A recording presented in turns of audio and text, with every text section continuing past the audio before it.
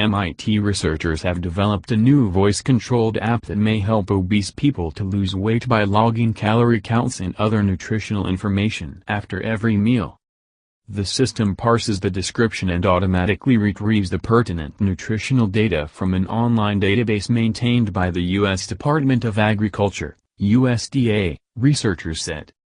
The data is displayed together with images of the corresponding foods and pull-down menus that allow the user to refine their descriptions, selecting, for instance, precise quantities of food.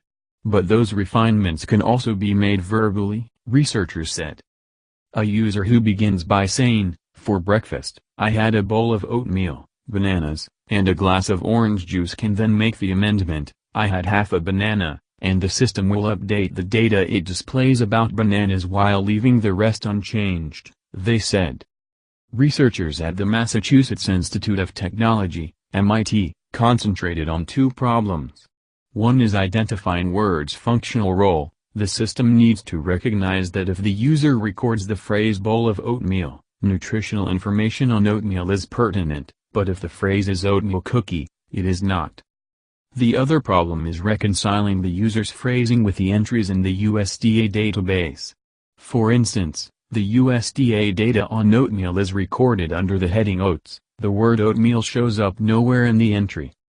To address the first problem, researchers used machine learning. Through the Amazon Mechanical Turk crowdsourcing platform, they recruited workers who simply described what they had eaten at recent meals, then labeled the pertinent words in the description as names of foods, quantities, brand names, or modifiers of the food names. In bowl of oatmeal, bowl is a quantity and oatmeal is a food, but in oatmeal cookie, oatmeal is a modifier. Once they had roughly 10,000 labeled meal descriptions, researchers used machine learning algorithms to find patterns in the syntactic relationships between words that would identify their functional roles.